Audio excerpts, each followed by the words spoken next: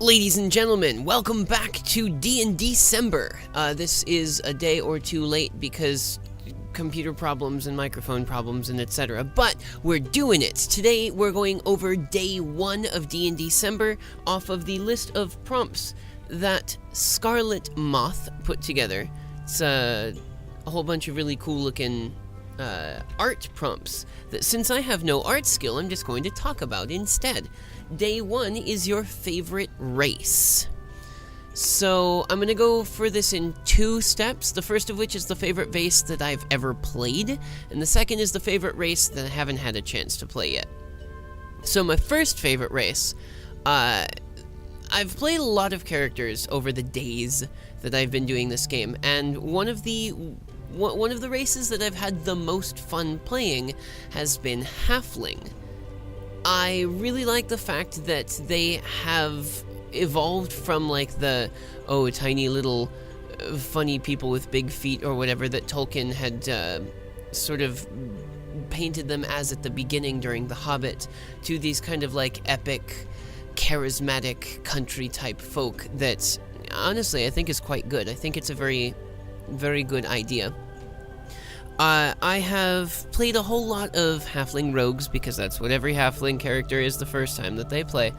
And Halfling Rogue does a good job. It's a good archetype. There's nothing wrong with it.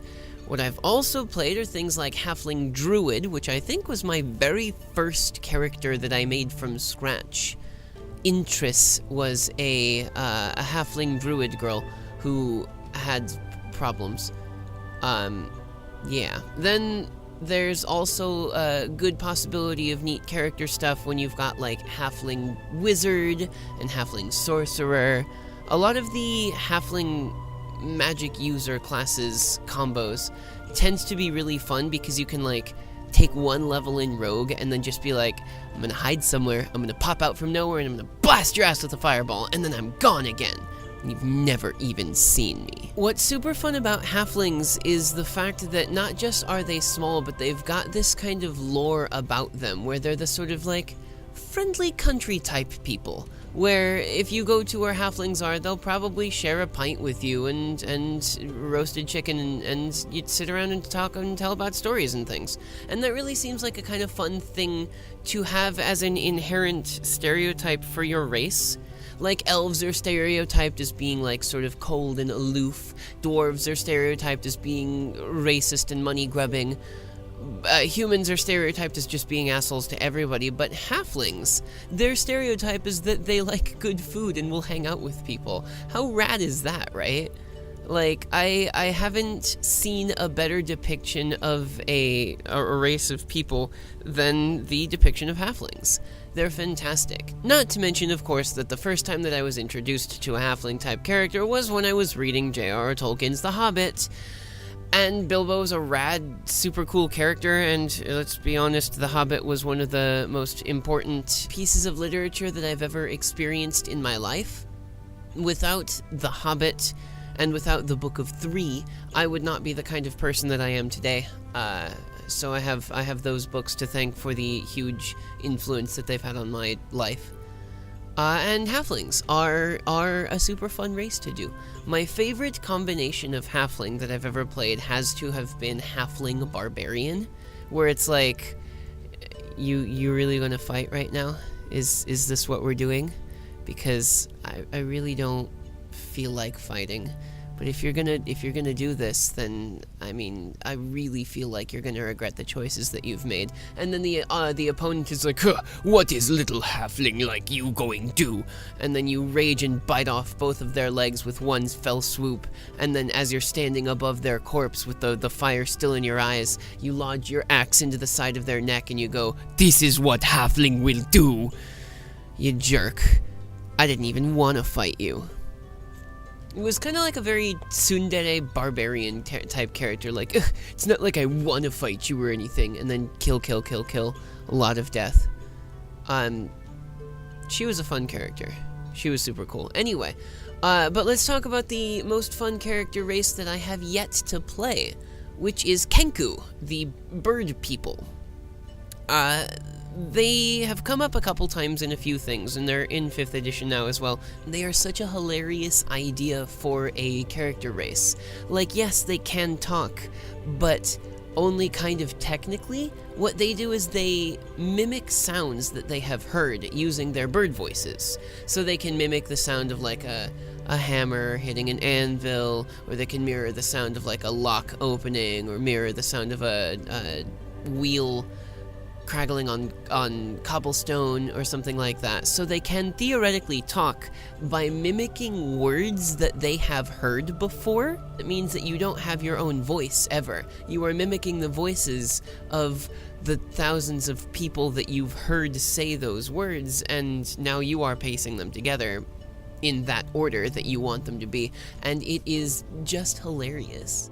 Apparently they make really good monks, or at least that is what D&D Beyond is leading me to believe with the statistics on the number of bird person characters that have been made and what classes they were.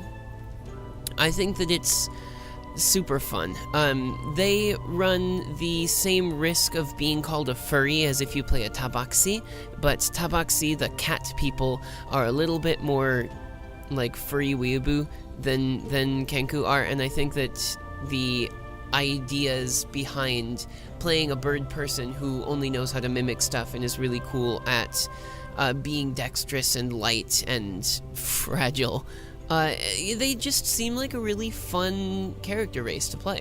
Some runners-up for the possible favorite races that I've never played are Warforged, which technically I have played one Warforged before, but it was a very short campaign. I played as a Warforged fighter because... but Warforged seems like it would be super rad. We have it now that we've got, what was it, Eberron that they've come from? Now that we've got some Unearthed Arcana from Eberron, I'm really excited to see if we ever get the chance to bring a Warforged into our campaign. And then, of course, from some of the old books, what was it, like, Fury and Fang, I think it was called. They have a vampire player character race, which I think is super cool. I mean, count me as a loser for liking the vampire thing, but Ravenloft has always been like my top setting for D&D, even above Greyhawk and Eberron and all of that, so I don't know, I think that vampires are super rad that way. And in the same vein, the Ghost Walk book, if I'm not mistaken, gave us a ghost template to put on top of a race, so I don't know if that counts as a race, really, but it does give us a character race template thing. So, one of the things that I was really looking forward to at some point is playing a ghost character who, for one reason or another, is still just hanging around, and the people who are in the party are like, bruh, you're a ghost. Why are we doing this? I don't know, I think it would be a lot of fun. I think that ghost characters are, by their very nature, just super rad. And I know that Matt Mercer put out a character class for ghosts, for like if someone has died and then they need to come back as a ghost or something like that, they lose all their character abilities and they gain all the character abilities of the ghost and all that sort of stuff. And it's like, but no, it's less cool if your barbarian dies and becomes a ghost that has no barbarian abilities. Color me old-fashioned, I guess, but like I really would like my ghosts to have some similar abilities. There is, of course, a bunch of monstrous races that have come out in Unearthed Arcana that I think would be quite fun to play. I've always thought that playing a frog would be cool, like a character who is some kind of frog-type person. Just the idea of, you know, in the middle of a conversation just being like, yes, I think that we should go there. The idea of the voice in my head is funny, even though I know that doing the voice acting for that character would be super annoying, both for me and for the rest of the party. I just think it would be fun to be like, yes, I am a frog, because Chrono Trigger. Well, this will do it for the first day of D&December. Thank you guys very much for coming and watching. I hope that you've enjoyed it. If you want to help support me in any of the things that I'm doing, like making the character building videos or doing any of the other stuff that I do, you can throw some support my direction at the Patreon link that's down in the description box. which is also accompanied by a bunch of my social media stuff, like the Discord, the Facebook, the Twitter. Go and follow those things, and of course, since you are on YouTube, you know that the like and subscribe buttons are there, as well as that stupid bell that will let you know that I've made new videos. Click all of the things. Thank you guys very much again for watching, and I'll see you next time.